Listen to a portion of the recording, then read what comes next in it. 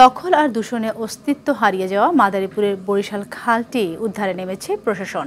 একদল তরুণের সহযোগিতায় এরই মধ্যে শুরু হয়েছে পরিষ্কার পরিচ্ছন্নতা কার্যক্রম।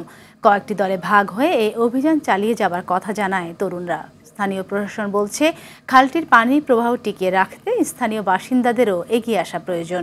মাদারীপুর সংবাদদাতার তথ্যচিত্রে নুসরাত জাহান সিনথির রিপোর্ট।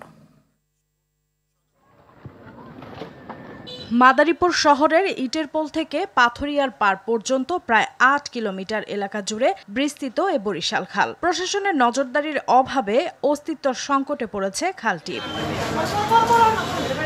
স্থানীয়দের অভিযোগ, দীর্ঘদিন সংস্কার না হওয়ায় দখল আর দূষণে বন্ধ হয়ে গেছে খালের পানি প্রবাহ। ফলে ময়লা আবর্জনার দুর্গন্ধে বেড়েছে মশামাছির উপদ্রব। এতে বিভিন্ন রোগে আক্রান্ত হচ্ছে স্থানীয়রা। খালটা হচ্ছে বরিশালের সাথে মাদারীপুরের একটা সংযোগ। তো কালের বিবর্তনে খালটা আস্তে আস্তে হারিয়ে গেছে। এরকম জায়গায় কচুরিপানা জমছে, পানির চলাচল নাই, ফলাফল মশামাছি থেকে শুরু করে বিভিন্ন রোগ বলাই।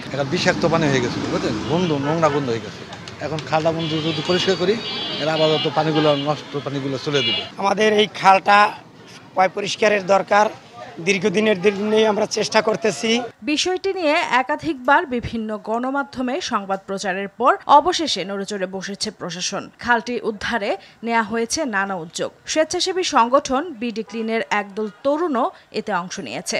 বর্তমান এই ইটেরপোল খালটি প্রায় দখল হয়ে গেছে, প্লাস হচ্ছে গেল ভরাট হয়ে গেছে। বিডি ক্লিন উদ্যোগে এবং এলাকাবাসীর উদ্যোগে প্রশাসনিক মাধ্যমে আমরা এগুলো পরিষ্কার পরিচ্ছন্ন করছি আর কি। তবে খালটির পানি প্রবাহ টিকিয়ে রাখতে স্থানীয় বাসিন্দাদেরও এগিয়ে আসার আহ্বান জানিয়েছে জেলা প্রশাসন। এখানে যারা বাসিন্দা হিসেবে আছেন তারা আসলে উদ্যোগী হবেন এই খালটিকে যে আমরা পরিষ্কার করে দিয়ে গেলাম এটিকে বজায় রাখার জন্য। এর আগে ২০১৯ সালে জেলা প্রশাসন, পানি উন্নয়ন বোর্ড, সড়ক বিভাগ এবং এলজিইডির যৌথ উদ্যোগে খালটির দুই পারের অবৈধ স্থাপনা উচ্ছেদ করা হয়। তবে অজ্ঞাত কারণে সে সময় খালটির খনন কাজ বন্ধ হয়ে যায়। নুসরাত জাহান সিনথি, RTV।